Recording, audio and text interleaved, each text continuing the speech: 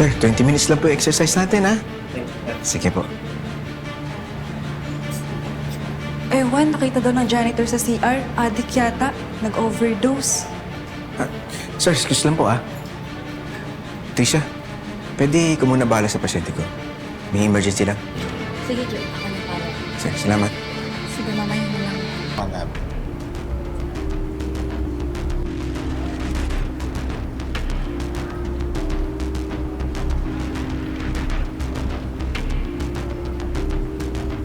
Give him every 1 app.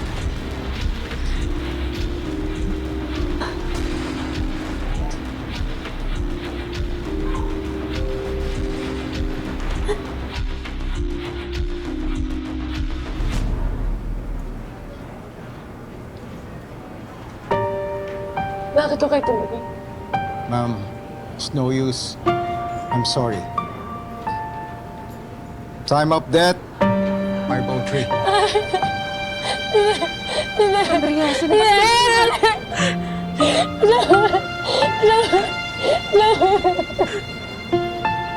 Please, gumising ka, Joel.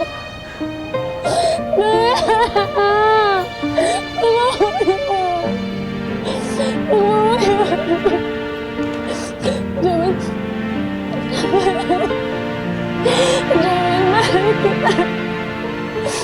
Mahal na mahal kita. Hindi ko alam kung kailan ako nagsimula para mahal. Please, wag mo ako iwan. Gumising ka, Joel, please. Please, don't leave me. Alice! Joel! Joel! Joel, please!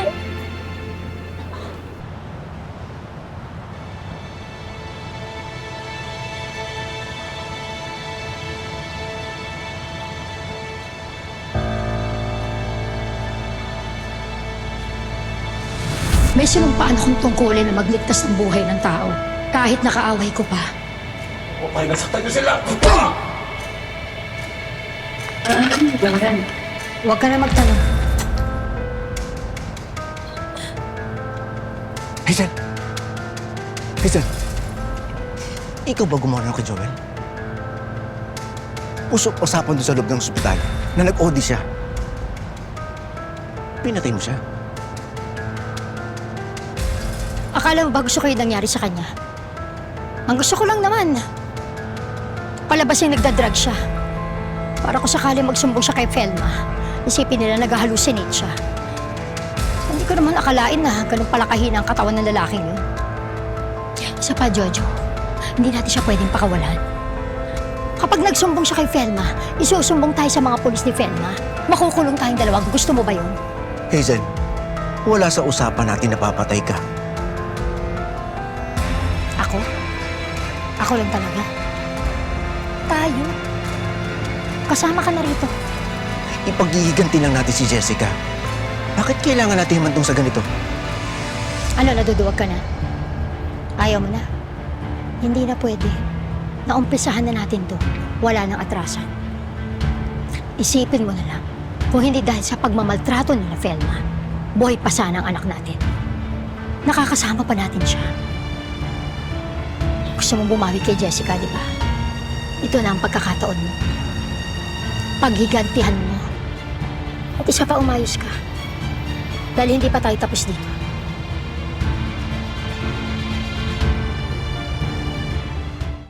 Ma'am, kaano-ano niyo po si Joel Santiago? Bibigan ko po siya. Kailangan po kasi naming makausap ang pamilya niya para masama sa investigasyon tong personal niyang gamit. Tinawagan ko na ang kapatid niya. Ano bang nangyari kay Joel? Base ho sa amin initial investigation, may nakita po kaming function mark sa kaliwang braso niya. Indication po na may tinurong na gamot doon. May nakita din po kaming ringgilya sa kamay niya at maliit na bote ng gamot. Bine-verify na po namin sa toxicology kung anong klaseng gamot yon. Pwede ho itong kaso ng drug overdose. Pero hindi user si Joel. Matagal ko na siyang kakilala. Hindi siya nagda-drugs. Pero kailangan po namin makausap ang pamilya niya. Kahit kausapin niyo pa yung mga kapatid niya, nanay niya o kahit na sino. Lahat kami alam namin na hindi addict si Joel. Baka naman po may problema siya, nalulungkot, na hindi niya masabi sa inyo. Masabi niyo bang sinaktan ni Joel ang sarili niya? Hindi niya magagawa yun. Sa katunayan nga, okay siya. Okay kami. Masaya siya sa friendship namin, sa family namin. Sa family na meron siya. Marami siyang plano.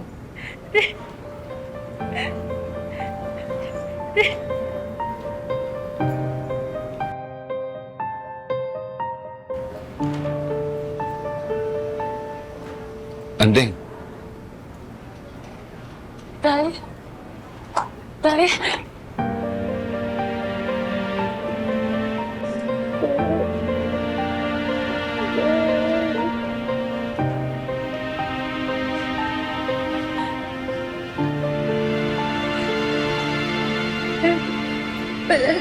Wala naman si Joel. Wala naman yung best friend ko, Tay. Nakita ko kung paano kanya inalagaan. Kaya masakit din to para sa akin.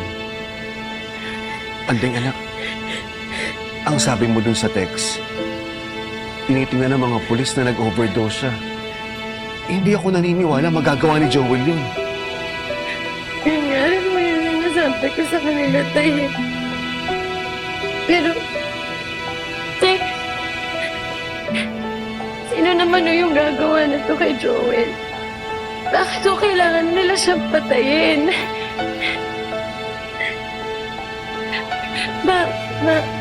Ay,